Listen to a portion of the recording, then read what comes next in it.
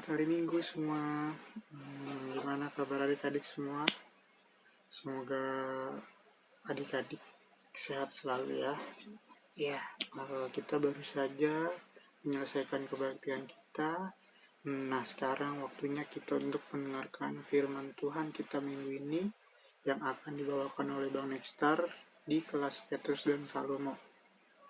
Nah, sebelum kita memulai mendengarkan firman Tuhan, ada baiknya ya kita berdoa dulu, dan abang mau adik-adik menyiapkan hati dan pikiran adik-adik untuk membuka hati adik-adik dengan sukacita penuh bersyukur untuk mendengarkan firman Tuhan. Yuk kita mulai berdoa. Bapa kami yang di surga, terima kasih Tuhan atas berkat yang Tuhan berikan kepada kami semua ya Bapa, hingga sampai pada minggu ini kami bisa mendengarkan firman-Mu dengan hati yang sukacita dan hati yang bersyukur. Dan kiranya Engkau menyiapkan hati kami selalu ya Tuhan untuk menerima firman-Mu yang akan kami selalu bawa dalam kehidupan kami sehari-hari ya Bapa. Awal pertengahan hingga akhirnya kami serahkan hati kami hanya ke dalam anak-Mu ya Tuhan. Dengan doa kami hanya anak-Mu Tuhan Yesus Kristus, kami bersyukur dan berdoa. Haleluya. Amin. Nah, sebelum kita mendengarkan firman Tuhan dari Bang Nexstar, cerita dari Bang Nexstar, yuk kita tonton video dulu. Selanjutnya abang serahkan ke Bang Nexstar. Silahkan nonton videonya dan mendengarkan cerita dari Bang Nexstar.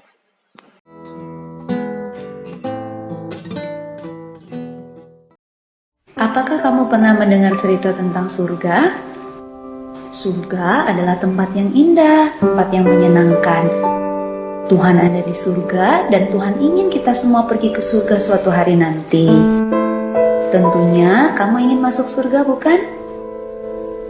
Bolehkah saya bertanya? Apakah kamu yakin pasti masuk surga? Apakah alasan Tuhan mengizinkan kamu masuk ke surga? Banyak orang berkata, kita harus taat kepada orang tua, rajin beribadah, rajin berdoa, rajin berbuat baik, dan lain sebagainya. Tapi harus baik apa? Saya punya kabar baik untukmu. Ini kabar baiknya. Surga adalah hadiah gratis dari Allah. Namanya hadiah, tentu kita tidak perlu membayar. Surga tidak didapat karena kita berbuat sesuatu, seperti rajin membaca kitab suci, rajin belajar, rajin berdoa, atau rajin melakukan perintah Allah yang lain. Surga juga tidak didapat karena kita layak atau pantas menerimanya. Seperti misalnya kita jadi anak yang pintar, anak yang rajin, kita tidak nakal, suaranya bagus, selalu juara di sekolah. Tapi sekalipun surga adalah hadiah gratis, semua orang tidak dapat masuk surga karena ada yang menghalangi, yaitu dosa. Kita semua adalah orang-orang yang berdosa. Dosa itu seperti kalau kita tidak taat kepada perintah Tuhan. Kita marah-marah, bertengkar, menyontek di sekolah, berbohong, berkata-kata kotor, berpikiran jelek, malas, dan lain sebagainya. Dosa juga kalau kita tahu yang baik tapi tidak mau melakukan, seperti membantu orang tua, beribadah, berdoa, taat kepada orang tua, tapi kita tidak lakukan, itu adalah dosa. Dosa sudah mengikat hidup kita, sehingga kita cenderung untuk berbuat dosa. Kalau kita terus berbuat dosa, maka dosa kita akan sangat banyak. Nah, dengan dosa yang banyak seperti ini, kita tidak dapat menyelamatkan diri kita sendiri untuk masuk surga. Kita seperti orang yang tenggelam dalam lumpur hisap. Tidak mungkin kita menarik rambut kita untuk mengangkat diri kita, bukan? Nah, kita juga seperti itu. Kita tidak bisa menyelamatkan diri kita sendiri untuk masuk surga. Mungkin kita berpikir, kalau saya banyak berbuat baik, nanti ditimbang dosa dan perbuatan baik saya, sehingga saya bisa masuk surga. Tetapi itu tidak mungkin. Mengapa? Karena untuk masuk surga kita harus sempurna. Artinya tidak ada dosa satupun yang kita lakukan dalam hidup kita. Tidak mungkin kita menyajikan kue dari gula, mentega, tepung, dan 9 telur yang baik, tetapi sudah tercampur dengan 1 telur yang busuk. Kenapa? Karena 1 telur yang busuk itu sudah mencemari semua adonan yang baik. Itu sama seperti dosa kita. Sekalipun kita banyak berbuat baik, tapi kalau ada 1 dosa yang kita lakukan, itu sudah membuat kita tidak sempurna, sehingga tidak bisa masuk surga. Tapi Allah bisa menyelamatkan kita. Mari kita melihat cara Allah. Kita harus mengerti, Allah tidak seperti kakek yang baik, yang hanya mengasihi tetapi tidak menghukum kita yang berdosa. Allah juga bukan seperti polisi yang adil, yang hanya menghukum dan tidak mengasihi kita yang berdosa. Yang benar, Allah kita adalah kasih sekaligus adil. Allah yang kasih, Dia tidak ingin menghukum kita sekalipun dosa kita banyak. Tapi Allah yang adil harus menghukum kita sekalipun dosa kita hanya 1. Nah, inilah hukuman orang yang berdosa, yaitu disiksa selama-lamanya di dalam neraka. Apakah kamu melihat ada masalah di sini? Tadi Allah kasih tidak ingin menghukum, tapi Allah yang adil harus menghukum. Bagaimana kasih dan keadilan Allah ini bisa bertemu? Ada sebuah cerita yang akan menolong kita untuk mengerti bagaimana kasih dan keadilan Allah bertemu. Ada seorang pemimpin yang sangat bijaksana yang bernama Syamila. Dia mau membebaskan rakyat dari pemerintahan yang kejam.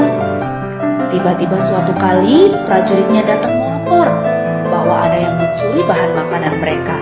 Syamila menjadi marah, lalu dia memerintahkan bahwa siapapun yang mencuri dan tertangkap akan dihukum 50 kali cambukan di muka umum. Ternyata ada yang mencuri dan pencurinya tertangkap. Tapi yang mengejutkan Jenderal Syamila, yang mencuri ternyata adalah ibunya sendiri. Syamila bingung apa yang harus dia lakukan, karena tentu dia sangat sayang kepada ibunya. Tetapi sebagai pemimpin, dia harus menjalankan keadilan, yaitu menghukum orang yang sudah melakukan kesalahan. Tetapi karena Syamila adalah pemimpin yang sangat bijaksana, dia melakukan sesuatu yang mengejutkan semua orang. Dia membuka jubahnya, lalu dia memakaikan kepada ibunya. Dan dia dicambuk sebanyak 50 kali cambukan sebagai ganti ibunya. Dengan cara inilah Syamila menunjukkan kasih kepada ibunya, tapi sekaligus dia menunjukkan keadilan kepada semua pengikutnya. Demikian juga Allah mempertemukan kasih dan keadilannya melalui pengorbanan Yesus.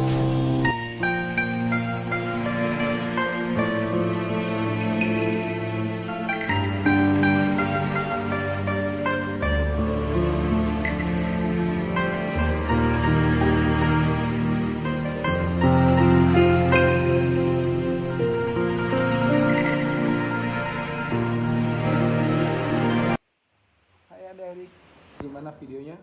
Keren ya. Semua sudah jelas banget Bang Nexar bilang.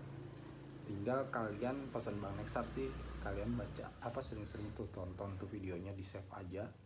Oke banget tuh videonya. Itu mengingatkan, oh gini loh, kalau misalnya Allah tuh ngasih kita kasih karunia secara cuma-cuma, ngasih hadiah berupa sorga, terus juga tapi kita terkadang untuk menerima hadiah tersebut agak susah karena kita selalu dihalangi oleh dosa. Dan kita juga mengenal sedikit mengenai sifat Allah yang dimana seperti Syamila, dia adil, dia yang memberikan keputusan, dia kan yang memberi aturan, tapi dia juga penuh kasih. Kasihnya dari mana yang di video tadi? Ya betul, yang dimana dia menyelamatkan orang tuanya, yang dimana juga dia mau menggantikan orang tuanya untuk dicambuk hingga 50 kali. Nah, sesuai dengan bacaan kita minggu ini di Efesus 2 ayat 8 sampai 10. Oh ya, perlu adik-adik ketahui, di ayat ini adalah ayat yang dimana sering digunakan untuk pekabaran Injil. Kenapa? Karena di sini dijelaskan bagaimana kasih karunia itu seperti apa, terus juga bagaimana kita mendapatkan kasih karunia itu, dan gimana ketika kita mendapatkan kasih karunia itu. Nah, di sini Bang Nexar kalau mau sedikit boleh menjelaskan seperti di ayat 8 dan 9 dulu deh. Bang Nexar akan bacakan ya. Yuk kita sama-sama kita lihat Alkitab kita. Sebab karena kasih karunia kamu diselamatkan oleh iman. Itu bukan hasil usahamu, tetapi pemberian Allah. Itu bukan hasil pekerjaanmu. Jangan ada orang yang memegahkan diri. Nah, di sini Bang Nexer pengen jelaskan kasih karunia yang diberikan Allah secara cuma-cuma itu bukan karena kita, Bang Nexter atau adik-adik, karena Bang Nexter itu atau adik-adik kita semua itu baik, sering ke gereja, sering beribadah setiap hari Minggu, terus sering memberikan persembahan ke gereja, nominalnya banyak bang, atau orang tuaku donatur loh. Enggak, tidak. Sebab apa? Sebab di sini dijelaskan kasih karunia itu diberikan cuma-cuma, bukan karena perbuatan baik kita. Tapi di ayat 8 ini dijelaskan bahwa kasih karunia itu diselamatkan oleh iman. Yang dimana, kenapa hukum iman bang? Karena iman ini adalah, iman merupakan respon kita kepada Allah yang telah menciptakan kita. Responnya seperti apa? Oh iya, berarti kalau misalnya Allah memberikan hadiah kepada aku harus baik, aku harus seperti yang ibaratnya anak-anak Allah, perbuatanku, sifatku, mulutku, pikiranku, hatiku, seperti itu. Nah, di ayat 10 juga di sini, karena kita ini buatan Allah, diciptakan dalam Kristus Yesus untuk melakukan pekerjaan baik yang dipersiapkan Allah sebelumnya. Ia mau supaya kita hidup di dalamnya. Nah, sama seperti halnya misalnya, kita setiap tanggal 17 Agustus setiap tanggal 17 Agustus itu merayakan hari apa? Hari kemerdekaan. Nah, di sini maksud di ayat 10 kita merayakan hari kemerdekaan contohnya ya tadi, bukan kita saat merayakan hari kemerdekaannya, tapi bagaimana kita mendapatkan kemerdekaan itu. Nah, di situ makanya dibuatlah iman, yang dimana iman adalah merupakan respon kita terhadap kebaikan Allah, kasih Allah. Dan tentunya ketika Tuhan ngasih kita hadiah, pasti Tuhan, saya kasih hadiah ke kamu pasti ada maksudnya, kasarnya. Pasti saya pengen kamu berbuat baik loh, saya pengen kamu rajin ke gereja, taat seorang tua dan lain-lain loh. Yang dimana rasa iman kamu atau percaya kamu kepada Tuhan itu besar loh, supaya kasih karunia ini kamu terima. Nah, di situ kita juga tahu kalau misalnya Tuhan sudah menyelamatkan kita tentunya, sehingga di ayat 10 di sini Tuhan Yesus ingin kita melakukan pekerjaan-pekerjaan yang baik, yang dipersiapkan, yang sudah dipersiapkan tentunya ya sebelumnya, dan juga Ia mau supaya kita yang sudah diberikan kasih karunia hidup di dalamnya. Oke, itu aja dari Bang Nexar. Pesan dari Bang Nexar sih, jangan sia-siakan kasih karunia yang Tuhan telah berikan kepada kita. Manfaatkan waktu kita, manfaatkan juga waktu, iman kita untuk melayani dan memuliakan nama Tuhan, karena Tuhan sudah mengasihi kita dan memberi kita hadiah yang indah. Kita lanjut ke Bang Geri.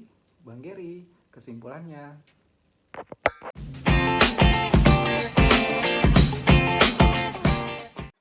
Ya, adik-adik sudah mendengarkan cerita dari Bang Nextar dan juga sudah menonton video yang tadi dikasih oleh Bang Nextar.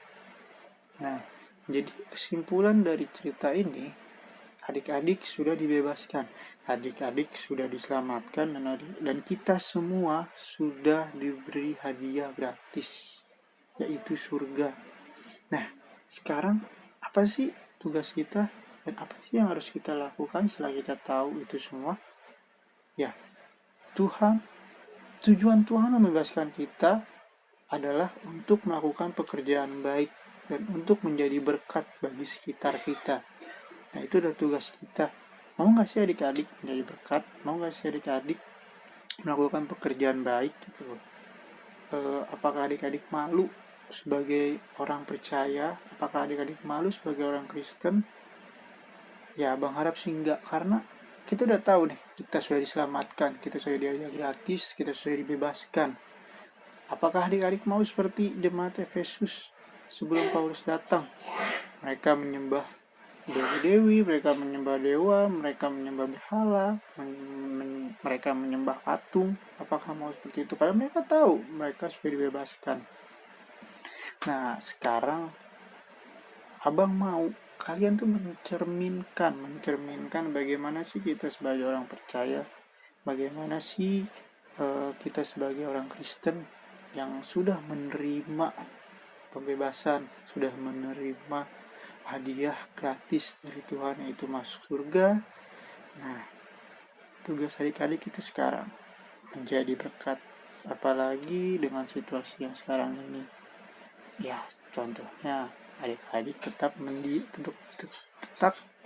diam di rumah, tidak keluar rumah dan bersabar, tetap belajar, berdoa, menjaga kesehatan. Dan kalian juga bisa memberitahu teman-teman kalian, lu jangan keluar dulu, kan lagi corona. Kalau lu keluar ntar ini virus gak bakal berhenti. Adik-adik bisa memberitahu itu kepada teman-teman kalian yang masih mau keluar, main-main keluar. Karena kalau kita tidak mengikuti anjuran dari pemerintah, misalnya kita tetap keluar, kita tetap pulang kampung, kita tetap main-main, maka virus ini tidak akan berhenti dan akan terus seperti ini. Pasti adik-adik nggak mau kan diam mulu di rumah terus, tidak bisa keluar dan tidak bisa berkumpul dengan teman. Nah, itu adalah tugas kalian nih sebagai anak Tuhan sekarang. Beritahu ke teman-teman kalian dan beritahu ke diri kalian sendiri, cukup di rumah, diam di rumah, belajar, berdoa, mendengarkan firman Tuhan, berolahraga kayak di rumah, terus makan makanan yang sehat, menjaga kesehatan. Itu sih yang bisa Abang sampaikan ke adik-adik. Kiranya apa yang Bang Nextar sampaikan dan Abang yang sampaikan sekarang bisa berguna bagi adik-adik semua, dan kiranya dengan semua yang ada sekarang ini kita bisa melaluinya bersama-sama, dan setelah kelar ini kita bisa beribadah lagi di gereja, di HKBP Selipi, dan berkumpul lagi bersama teman-teman kita untuk melayani dan memuji Tuhan. Sekian cerita dari Abang dan Bang Nextar. Kiranya Tuhan Yesus tetap memberkati kita semua dan kita tetap sehat selalu. Yuk kita tutup cerita ini dengan doa. Nah, siapkan hati dan pikiran adik-adik yuk. Mari kita bersatu dalam doa.